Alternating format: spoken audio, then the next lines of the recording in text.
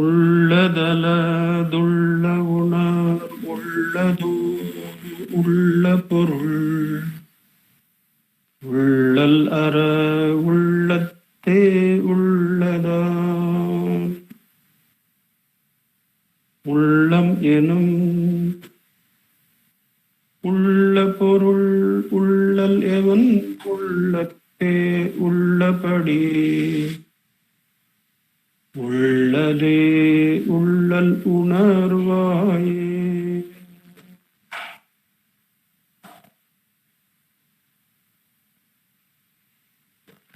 Namo Ramana. It is Bhagavan's immense grace that we are able to meditate on his teachings,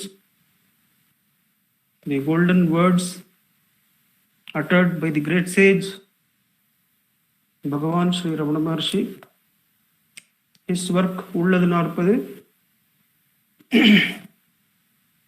If at all there is something called good fortune, what else can it be that but to ponder, meditate, hear, chant, and actualize the teachings contained in such a work as this Ulladu Narpadu. By his immense grace, we are to meditate on verse number 13, which we find in the segment on Viveka,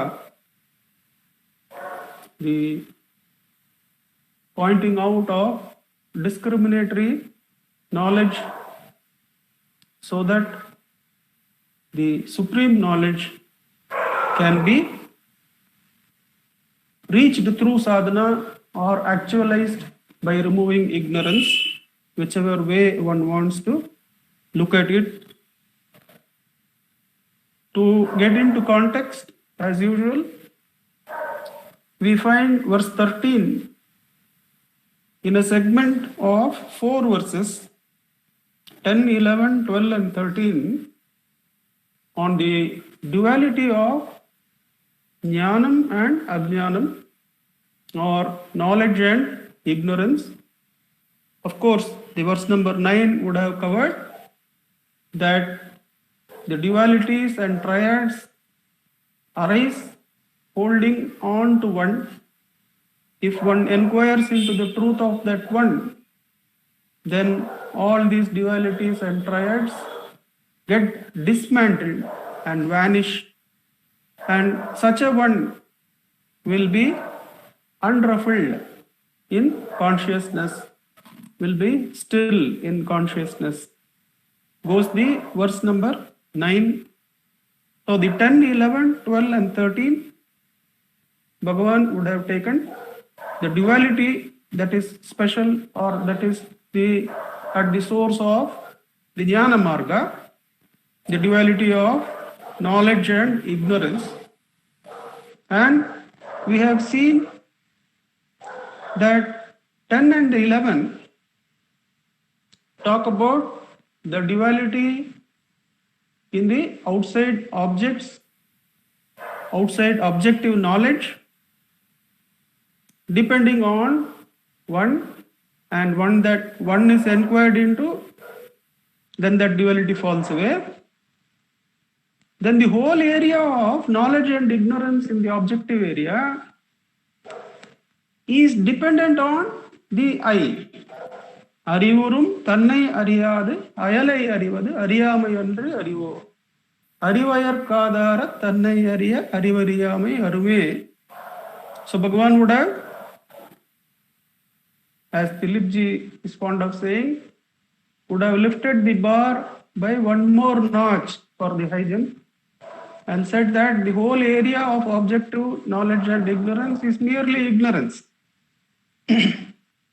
Because it is dependent on the rising of the I, and when that I is taken to be source, then the whole area of so-called knowledge and so-called lack of it both fall away.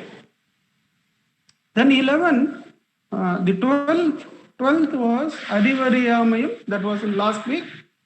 We had seen this is about the nature of the consciousness itself. So the first two verses in the duality would have talked about the duality in some way, that it could be objective knowledge and ignorance duality, or it could be the duality of the I raising as against the objective knowledge. Then Bhagavan would go and talk about the pure knowledge itself. Arivaryamayam Atradarivamayam. Last week we had seen Arivaryamayam Atradarivamayam. Ariyumadu unmai arivagadu. So in true knowledge, in real knowledge, in self-knowledge, there is no dvandva of arivu and ariyamai. Arivariyamai Atradarivamayam. Ariyumadu unmai arivagadu. To say I know X or I know myself as Nandakumar is Ariyamai, says Bhagavan. Ariyumadu unmai arivagadu. It is not true knowledge, therefore it is Ariyamai still.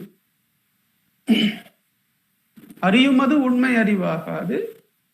Aridharkum, Arivitharkum, Anniyam Indrai Avirvadal. In the true self, in the self-knowledge, there is no other at all. No duality.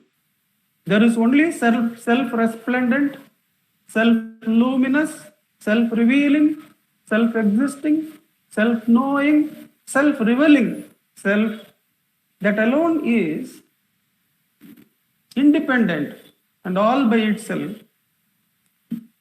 But there is a difference here, that it is not void, but absolute fullness of everything. Arivaham Parandrari. He would have finished the pure knowledge of the self is Arivu. This Arivu is Jnanam. Bhagavan is going to give another name from tradition to this Arivariyamai Atra Arivu. The pure knowledge of the self he has defined for our sake as Arivariyamai Atra Arivu. That knowledge which is beyond, which is including and transcending the dvandva of Arivariyamai. Atrada Arivame, Ariyumadu unmai arivagadu, Aridharkum Arivittar, Kanniyamindrai Avirvadal, Tan Arivahum Padandrari. That Tan is now going to be combined with Arivariyamai Atra Arivu. The Arivariyamai Atra Arivu is the self. So Bhagavan is going to begin the next verse, continuing his revelation of the nature of the self to the one who has come through sadhana.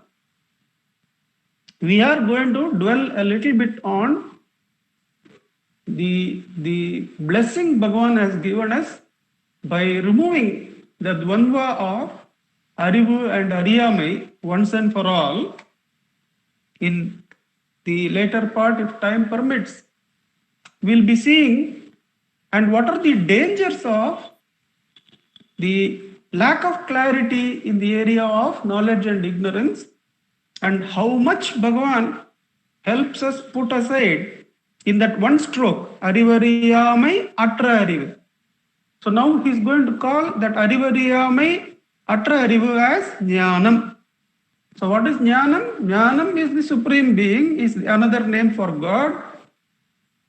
It is the Arivariyamai Atra Arivu, that Arivu which is free of the duality of knowledge and ignorance. Jnanamam Tane Mei. That is how this verse begins. So let me read the verse as usual. Jnanamam Tane Mei, Nanamam Jnanam Ajnanamam. Poyyam Ajnanamume, Jnanamam Tannayandri Indru. Anigal Tambalavum Poimeyyam Ponnayandri Undo Pugal. That is the verse. Jnanamam Tane Mei, Nanamam Jnanama, Jnanamam Poyyam Ajnanamume. ஞானமா தன்னையன்றி இன்றணிகள் தாம் பலவும் பொய்மெய்யாம் பொன்னையன்றி உண்டோ புகழ். That is the verse.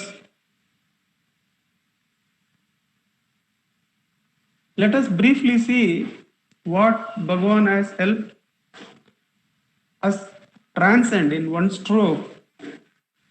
To know the pitfalls in the sadhana that Bhagavan helps us transcend by Atma Ucharam, we have to necessarily go to the Upanishads, and the concerned Upanishad is in the Shukla Yajurveda, the part concerning self-knowledge, that is Ishavasya Upanishad. Especially in that, the Ishavasya Upanishad, after the very first verse, it drops the word Isha and takes the word Atma. That Ishvara is nothing but the all-pervading Atma. From there on it moves, and the verses and the reference are 9, 10, 11, 12, 13, 14.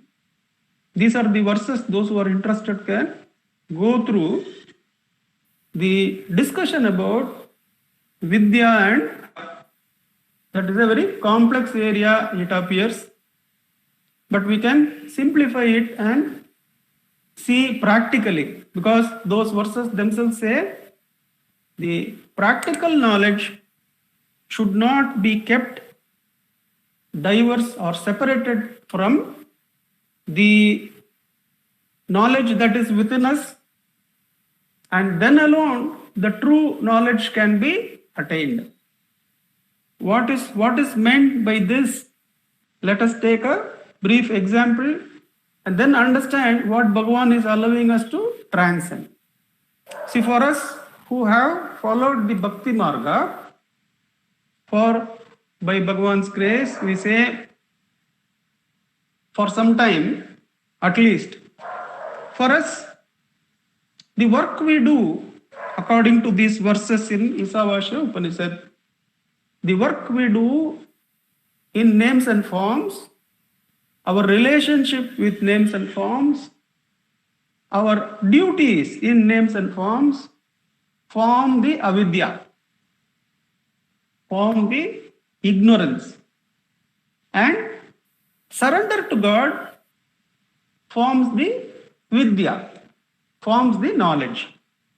If anybody doesn't understand this, you can stop me now.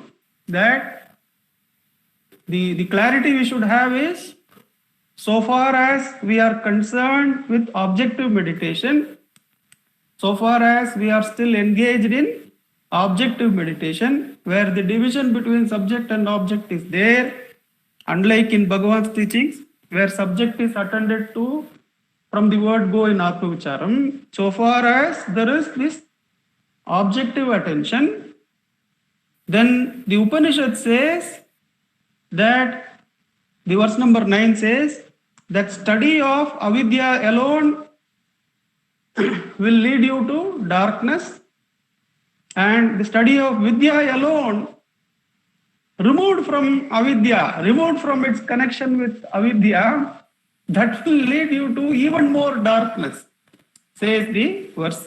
But it is simple to understand, that it's not as complex. You put in the time required, then we understand. And there are comments by Swami Vivekananda and others which makes it abundantly clear what the verses mean. Like, it's easy to relate when we take the case of Bhakti Margam, that we have taken some steps in Bhakti Margam. So here, the karma, our relationship with the various names and forms, and the duties we have towards names and forms, that all form the avidya. And that there is the Supreme God, and we have to surrender to Him, is vidya. Have you understood? Or can I go to the next step? What the Upanishad means? Yeah. The Upanishad says study of avidya alone will lead to darkness, because verse number 10 says, the mere following of karmas will take you to birth and death and the world of males, the Pitruloka. That is clear, I think, that if you keep merely doing, and Bhagavan makes it abundantly clear in Upadeshasaram by saying, Karturajnaya prapyate palam karma kim param karma tajjadam kruti mahodado patanakaranam palamashashvatam gati nirodhakam. So the mere following of karma, relationships and duties in the area of karma, without offering it to God, without knowing the Vidya, without connecting it to the Vidya, will definitely lead us to darkness. But the strange point which we have to understand clearly is that the Upanishad says that we will be pushed into even more greater darkness if we pursue the Vidya as apart from Avidya. What does it mean? This is something we have had discussions in our devotees groups, that can you go to office 10 minutes late and say that it is God's will only that I have come late, that I should not be taken to task? Obviously it is wrong. That is where the study of surrender alone or jnana alone, as though it is apart from the knowledge, the avidya, that also will lead to greater darkness, says the Upanishad, because there is a clear misunderstanding of the karma loka, and there is a clear misunderstanding that we have understood surrender. And this can be applied to jnana also. When jnana marga is also practiced as though the knowledge can stand by itself, that the thought-free state is unrelated to the karma loka, there is no connection between then it becomes a void. Then it becomes a void, which the verse says, and quite rightly so, the set of verses 9, 10 and 11, it leads to greater darkness, and we find a lot of psychological troubles there. Like if you go to the office, you go to the bank, you find a lot of papers waiting for your attention, and you have taken up that job, and the job involves all those things, and you just keep the papers in the drawer because you don't feel affected by any of that. You have a vairagya sthiti which removes you from doing that work, whereas you haven't had the vairagya to not take the work in the first place. You have not got that vairagya. You have studied vairagya as apart from the world, as though independent of the related world, and felt as though you have gained vairagya. Certain portions you have got vairagya, but still you have got some other areas of the world where you have got still attachment and not understood. And you falsely feel now you are an enlightened being. That is even more greater darkness, because the world will come for its dues, Ishvara will come for his dues. Because the karmas cannot be escaped without including them in the knowledge. You cannot study avidya separately from vidya, or vidya separately from avidya. This is the problem with the duality of vidya and avidya, and it is not merely technical, it is very practical, and we find mistakes, we find yoga brashtas coming in because they merely, as Ganapati Muni says, mere book knowledge or some intellectual experiences are taken to be reality of realization. They feel some experiences of thought-free state is actually realization, but they don't connect it with their relationship with the objective world. So in the objective world, some relationships are still left unattended, still not understood, and approached still with attachment only. And when they hit you, you feeling that you are a realized person, and when those karmas come and hit you, that is real darkness, says the verse. But Bhagavan now helps us transcend that whole area. You need not worry about, because that set of verses in Ishavasya Upanishad is as simple as this, but there are many commentaries on that. If you go by the books, then it is going to be difficult to understand those verses, but it is as simple as this, that so far as you are involved in the duality of knowledge and ignorance, you should not study the ignorance alone, the karma alone, the relationships alone, the duties alone, because that is going to kriti mahodado, patana karana. It is going to push you into the ocean of karma. Whereas if you feel surrender alone, without any study of what your other attachments are, I have surrendered, if you assume, or if you assume that now I am an enlightened being, bereft of how it is related, how it includes all the sadhanas. That is why Bhagavan says that it is not void. In the previous verse, he says, Arivahum Paranrari. That final self is the fullness of everything. It includes all the universes, and it is more than that. It is indescribable, but it is Purnavastu. It is not merely void, says Bhagavan. That is where we have to take care. So the thought-free state is not something to be afraid of. Oh, I should hereafter assure people, don't worry, you will be able to get thoughts also. No, not necessary. There is no assurance needed in the path of Atma-vicharam. It is merely enough that to understand that all the namas and rupas are to be understood, to be present in this Purana, to be included in this Purana. Now that complication, Bhagavan sets it aside by saying that Arivaryamayam Atradarivame. Those practicing self-inquiry in practice will be revealed by the difficulty of the duality of Jnanam and Ajnanam will be revealed, and care is taken to understand that the objective world is not taken as separate reality. The book knowledge or the inner experiences alone are not treated as separate reality apart from the world. And both Arivyamai and Arivu arise after the ego rises. So that is where Arivurum Tannai Ariyadu, Ayalai Arivadu. That shloka, it prevents us from the mistakes we could make while operating in the area of the objective dvandva of knowledge and ignorance. So let us now go into the verse proper. But it is very important to understand what a great chasm Bhagavan has helped us cross by asking us to hold the eye. Now, we need not look into how this relationship between the knowledge and ignorance will be taught as you go into the Atma Vichara itself. So, that is the blessing he has given us. Jnanaman Tane Me. That Arivariyamayam Atra Arivada Jnanamam Tane Atmave Me. True. That jnana, which is the self, is alone the truth.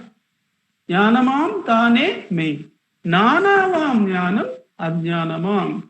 When that same jnana, which is one, is seen as multiplicity, as many, that the knowing of many is ajnana, says Bhagavan. Now here he removes our studies from Ishavasya Upanishad by showing that the world is included in knowledge, and that worldly knowledge itself is ajnana. Previously, we had to study that karma is ajnana compared to surrender to God or to jnana itself. Whereas here, Bhagavan, having covered in verse number 7 that both the world knowledge and the world rise and set together, which is that verse number 7, Ulagarivum ஒன்றாய் உதித்தொடுங்கும் ஏனும் உலகு அறிவு தன்னால் ஒளிரும் உலகறிவு தோன்றி மறைதற்கிடனாய் தோன்றி மறையாதொளிரும் Pundramam Akde Purul. Bhagavan has already mentioned there that the world and the worldly knowledge both rise and set simultaneously. That is Yugapat Srishti. So Bhagavan, as in verses 12, 13, 14 of Isavasya Upanishad, that Sadhyo Mukti, not Krama Mukti. Bhagavan teaches Sadhyo Mukti, in that in the now itself there is the Mukti. In the moment now, in one of these moments of now, you will find yourself relieved, and that moment is there here now. Bhagavan says to one of his questioners that one of the now moments only you are going to relieve yourself, you are going to find yourself the truth. And that now moment is included in the moment now, he says to one of the questioners. So in that verse number 7 itself, Bhagavan would have said that Ulladu and Arivu, they rise and set simultaneously, but Ulladu Arivu Tannal Olirum. So Bhagavan would have included the inquiry into the world as the inquiry into the knowledge of names and forms. Ullaga Arivu. So now in this verse, he takes that jump of our understanding that now he is going to talk about only Arivu, Ullaga Arivu as Ajnanam, not Ullaga itself, as Shankara had to do in his commentary of Isavasya Upanishad. As all the Acharyas have commented, they had to take karma, the names and forms, our relationships and our duties as the Ajnana, and the knowledge of God, as it is Ishavasya Upanishad, the knowledge of God as Jnana, and then they had to proceed in the Upanishadic commentary. Whereas here Bhagavan takes one step, because he has explained it earlier, that the knowledge of variety of names and forms itself is Ajnana. So how does he cover it? Jnanamam Tanemai. The Jnana, which is the Atman, which is the self, is alone the truth. Nanavam Jnanam Ajnanamam. That manifold knowledge of objects or objective knowledge is only Ajnana. Jnanamam Tanemai Nanavam Jnanam Ajnanamam. Poyam Ajnanamume. See, now that the Ekajnana, the Atmajnana is alone the truth, obviously the multiplicity, the manifold or knowing the many is Ajnanam. And since that is Mei, that is the truth, the Ekam Sat is the truth, the Bahunam, the many, is obviously the Poi. Poyam Ajnanamume, the falsity called Ajnana, Jnanamam Tannai Andri Indru. Now this is where Bhagavan fulfills the rule of knowledge being related to the ignorance and then transcending it. That is, this is the connection that Ishavashyam wants us to make. How is surrender related to our day-to-day work? We should understand how it's exactly related to our day-to-day work. That relationship should be understood. Then alone Purna Sharanagati happens in covering the whole area of karma.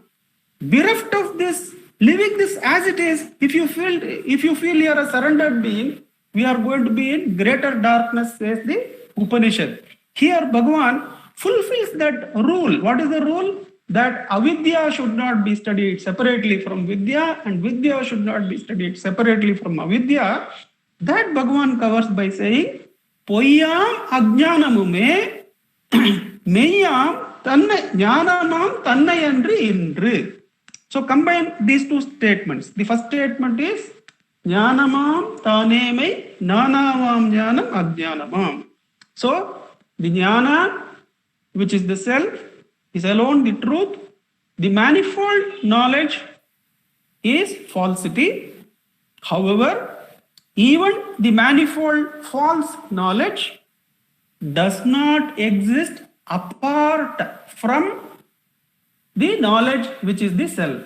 Now this is what allows us to do Atma Vichara. This connection, because Bhagavan tells time and again, can that exist apart from you? Can this exist apart from you? Can sorrow exist apart from you? Can karma exist apart from you? So inquire, who am I? So that connection between avidya and vidya, Bhagavan clearly gives, so that avidya is fully understood, included, transcended, absorbed, merged, and then the self is experienced as the self-luminous, self-existing being, the fullness of being, the Purna Vastu, not merely half here, half there, and feeling some fragments of freedom as the fullness of freedom. That is not real freedom or real knowledge, says Bhagavan, as it is said in the Upanishad. So how does Bhagavan give the connection? Poyam ajnanamume jnanamam tannayandri indre. Even the poyam ajnanam cannot remain apart from the self. Then the example which makes it so simple, that poyam ajnanamume jnanamam tannayandri indre anigal தாம் பலவும் பொய் மெய்யாம் பொன்னையன்றி உண்டோ புகழ்.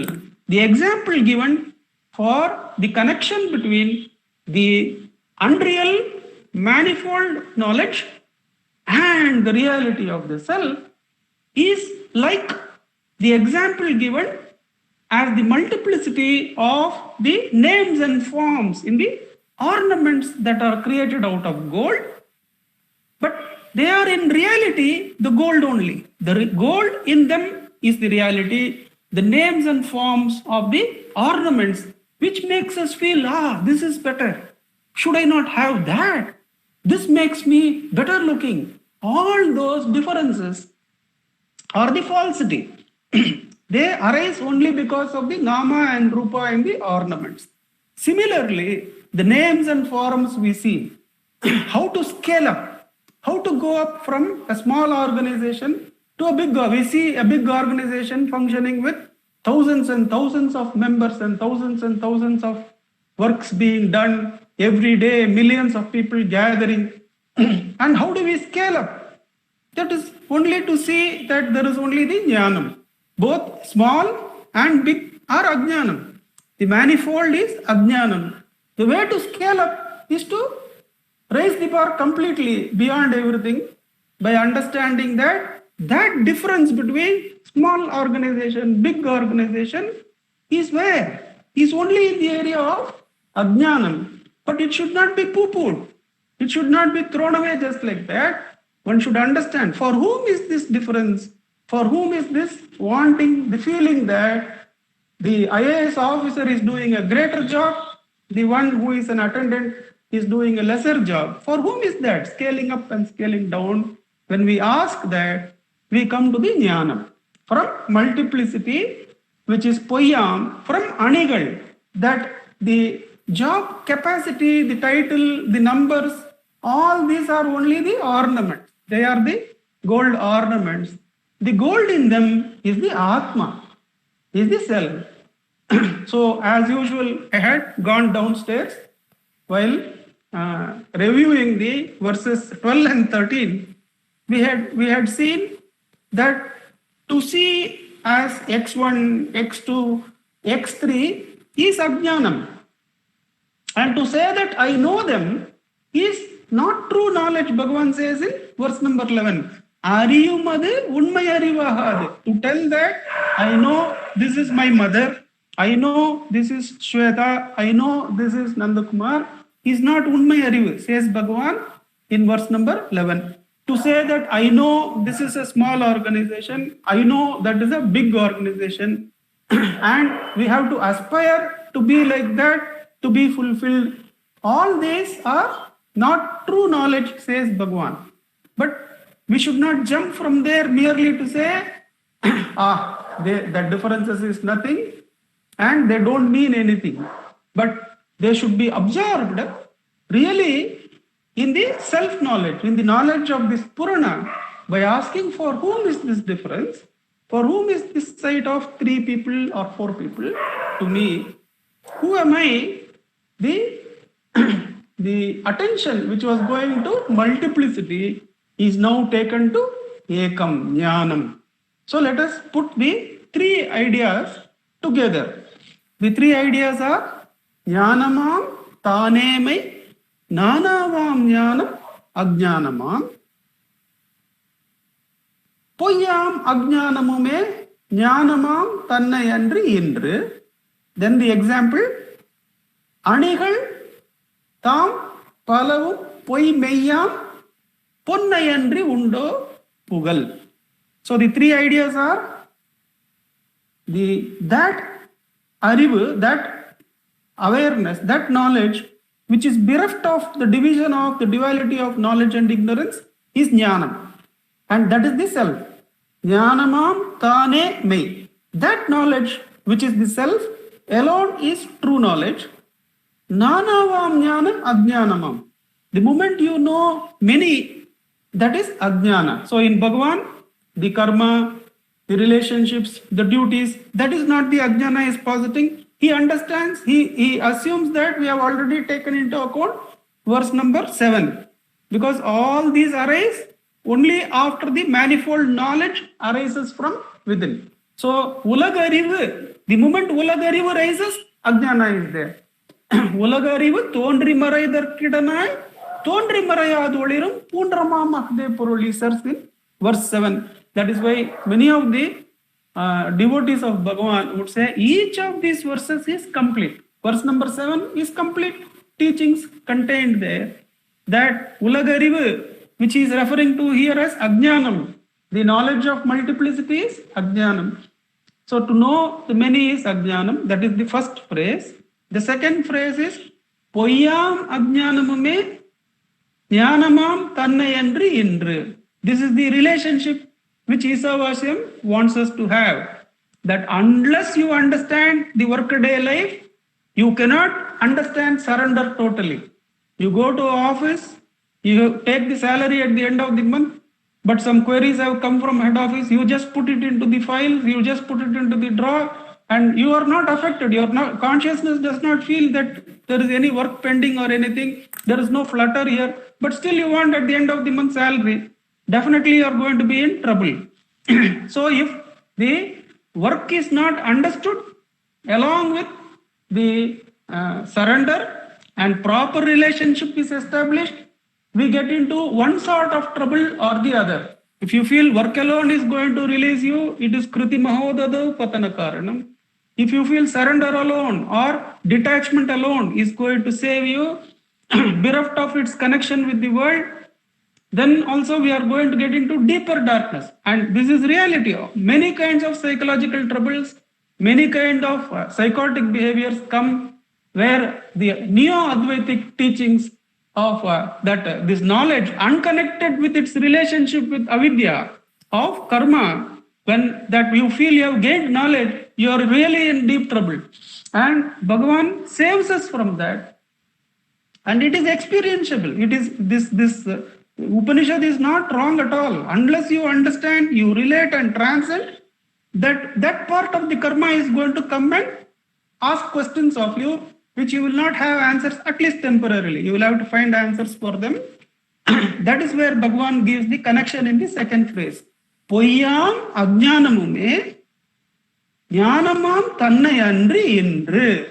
So whenever we come to the area of poyam ajnanam, multiplicity of knowledge, when there is this relationship of me seeing thoughts arising, the thoughts cannot arise without the Atman. The ego cannot arise without the Atman within. So Bhagavan asks us, for whom is this thought? Who is the walker? Who is the seer? Who is the speaker? Who is the listener? If you pay the attention to the self, then that which is going to Nanavam Ajnanam is now turned back to Jnanam. Jnanamam Taneme Poyam Ajnanamume Jnanamam Tannayandri Indru. This connection is very important. This knowledge just going to, as Vivekananda says, just going to the forests, knowing certain knowledgeable items, and then feeling rid of attachments.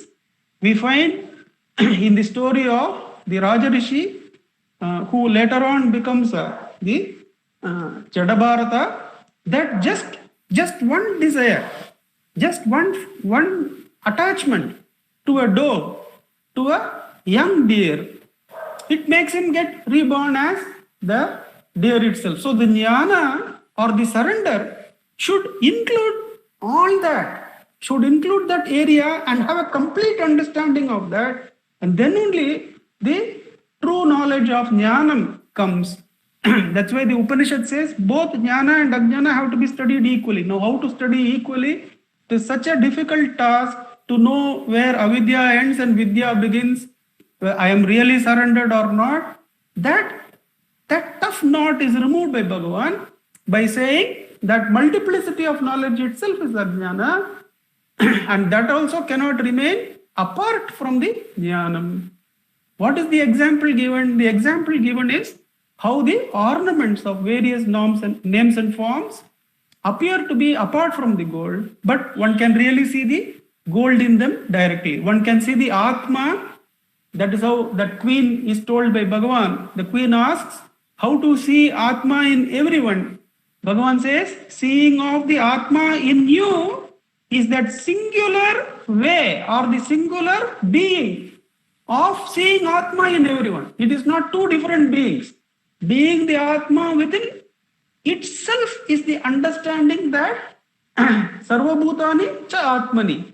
To see the Atma in everyone and to see everyone in the Atma is not two different acts. It is only to be the Atma, to abide as the self. That itself is to see all beings in the Atma. So there one is not afraid of the thought-free state. One does not say, oh, I cannot tell to others that. So because they have to act. That thought-free state they should not highlight too much. That is not said because the thought-free state that is referred to here is not merely a void. It is Harivahum. It is the fullness of everything. Whatever you say they should have done, the duty that should be performed as per Prarabdha, that is all included in that thought-free state. It is Purnavastu. So, it is not the mere blank of which we should be afraid of experiencing or telling others. That is what was said in verse number 11. Now, the example that Bhagavan gives, that Lakshman Sharma ji gives, is a very nice story which we have seen so many times before, which is from Tirumular's Tirumandiram, where Parattai Maraitadu Mamada Yanai, Paratil Maraindadu Mamada Yanai. That is the story goes like this, that a carpenter takes his son to a huge museum made by the king of that place, where all the animals of the forest, the wild animals and the tame ones and the dear ones, and all of them are carved very realistically out of wood. Now the boy is able to see only the fearsome elephant, which is with huge tusks and which is emblazoned with all the shields and other things ready to make war. And it is in all its glory and fearsomeness, it is there, and the boy is afraid and he starts running. And the father then says, he goes and takes him near a small rabbit, makes him touch. See, it is not really a rabbit, it's only wood. Therefore, now look at the fearsome elephant. That is also only wood. What you consider as birth, that is also Atma. What death, that is also Atma. Don't be afraid. Don't be afraid of appearance and disappearance. Both are present in the Atma, the self, the Jnanam, the Spurana.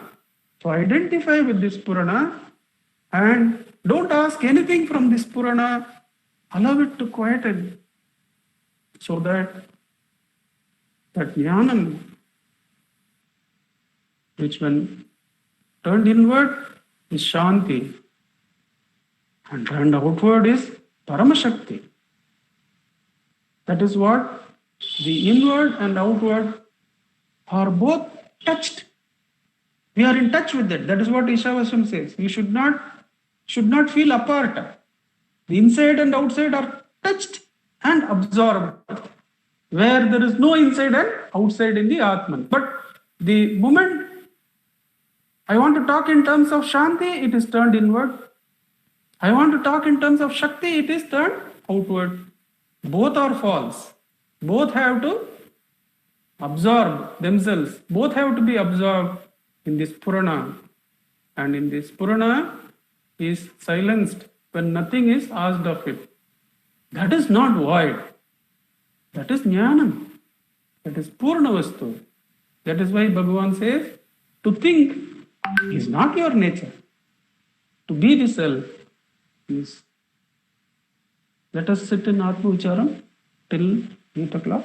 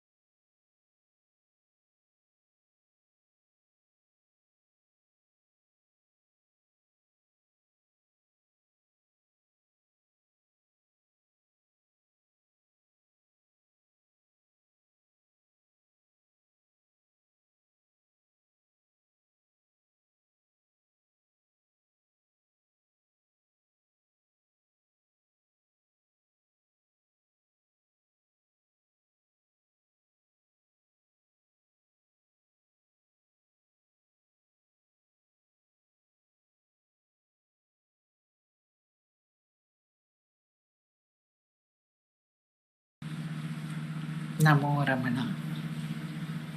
Prostrations to Ramana. Shining as a self in all beings. We say, shining as a self in all beings. This is how Bhagavan describes himself in answer to the question, who are you, Ramana? He says he shines in all beings as Arivu. But if we look at this verse, which Bhagavan has given us today in his great grace, it reminds us of his verse in Ekanma Panchakam, where he says, Tannul Tanu Irukka Tanachada Udalan Tannul Iruppada Tanunnu Mannavan. சித்திரத்தின் உள்ளுளத சித்திரத்துக்கு ஆதாரவஸ்திரம் என்று எண்ணுவான். Say, see, this body, this existence exists within the self. Everything exists within the self. If everything exists within the self, that's why Bhagavan says, there cannot be anything separate as ignorance. Because if you give it a separate existence, nothing can be separate from the self. That's what we have been, Nandakumarji has told us today very beautifully and repeatedly, even earlier, but more so with emphasis, with reference to this verse, that nothing can be apart from the self. If anything is apart from the self, then we cannot say that this self is advitiya, non-dual. Because there is nothing apart from it, we say it is advitiya. There is nothing apart from it. It has to include everything, which means it has to include the so-called ignorance. If we see something as apart, then only it is ignorance. When it is included, it is no longer ignorance. When it dissolves into the self. Here also Bhagavan gives the example of gold and the ornaments of gold. In Ekanma Panchakam also he gives the example, Ponnukku Veraga Bhushanam Ulladu. So here also he gives this example. Can there be ornaments of gold apart from the gold? We see the ornament, we do not see the gold. The example of the wood and the images made of wood was also beautifully highlighted today. Now the ornaments of gold do not exist apart from the gold. Why are the ornaments called ajnanam? Why are the images called ajnanam? Why are the images of light called an illusion? We see a movie. In the movie, there are many, many images which are projected onto the screen. Do we take those images to be real? They appear to be very real. In fact, nowadays we get even 3D. There may be even 5D movies coming up. They appear to be so real. There is virtual reality. If you wear a piece of glasses, a pair of glasses which are special glasses, you can feel as if you are inside that scene. So there is virtual reality.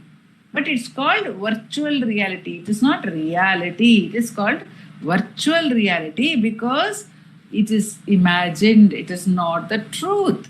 Now all this imagination, all these images of light, where do they exist? Can they exist apart from the light? They cannot exist apart from the light. But on account of the fact that they are passing. What is it that defines something which is ajnanam, which is ignorance, which is darkness, or which is unreal? In contrast to that which is real, that which is unreal is passing. It appears and it disappears. So, the ignorance or the images Nanavanyanam, the multiplicity of images, appears and it disappears. It disappears in deep sleep. It does not continue to exist. So that which appears and disappears cannot be real. That which never disappears alone is real. Secondly, that which is supported by something else, like the light in the moon. There is no real light in the moon. It appears. And the light is taken from the sunlight. It is a mere reflection of the sunlight. So the forms of the ornaments of gold appear and they will disappear. They can be changed. The form can be changed. But the gold will remain. So the gold is said to be the truth and the forms are said to be unreal, that which is changing. And the form is also dependent on the gold.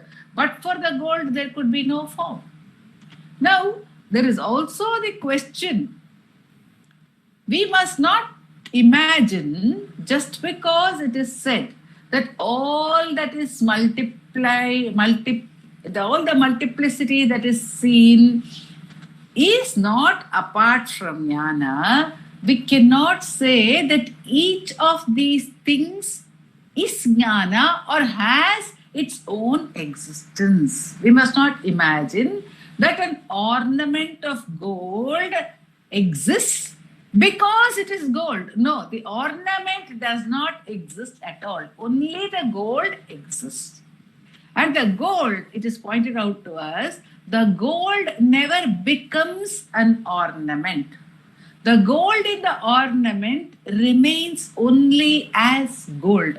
The gold in the ornament has not become an ornament. The ornament is an image superimposed on the gold. So the gold remains as gold even when it is seen as an ornament. And Bhagavan will later in the 40 verses give the example of the 10th man. When in ignorance the 10th man is said to be or thought to be lost, even then he is not lost. So that Advaita Tattva is not lost even when it appears to be shrouded in ignorance or Maya. The truth is never lost, says Bhagavan. So there are two aspects to today's verse which we must remember. One, that the multiplicity has no reality of its own. However, the unreal, what we call unreal, cannot, because it has no reality of its own, we cannot say there is something called unreal. If we say there is something called unreal, there is something called Maya, there is something, then that has a reality. But there is nothing to say that, even to say this ignorance it is not there. So only the jnanam is there. That's why jnanam. That is also ajnanama poyam. Even then, it is not apart from the truth. It cannot exist. Nothing but the truth can exist. So for us, when we see any apparent truth, when we see apparent truth in the form of thought which is actually Chit Shakti, that is only Chit Shakti. Just like the ornaments of gold are made of gold, the thoughts that we experience are nothing but the power of the Chit, that they are all the Chit Shakti. But instead of seeing them as images, we can understand that they are all Chit Shakti, but we must experience the Chit Shakti. In order to do that, we must also understand that as a thought, it is unreal. As a self, it is real. As an image, it is unreal. It will pass. It has no value. It has no power whatsoever. When we recognize this, then the attention automatically goes to the source, says Bhagavan. It will automatically turn to the source. It will go to the gold part. Actually, Sri Ramakrishna gives a similar example in a story. He says that there was a robber, a senior robber, and he had an apprentice robber. He was training him, and they went for a robbery. And the apprentice started saying, he picked up all the ornaments of gold in the house they were robbing. And he said, "Oh, what a beautiful necklace. Oh, how beautiful these earrings are. Oh, look at this ring." And the senior robber said, "It's all gold. Just pick it up, put it all into one bag and just come, let's run away. It's all gold.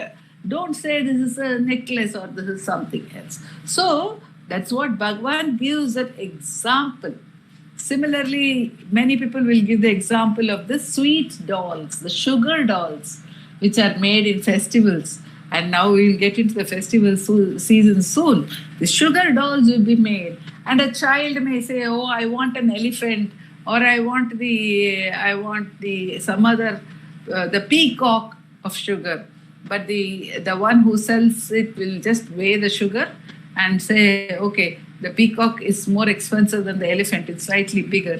It's heavier than the elephant." How can the peacock be more expensive than the elephant?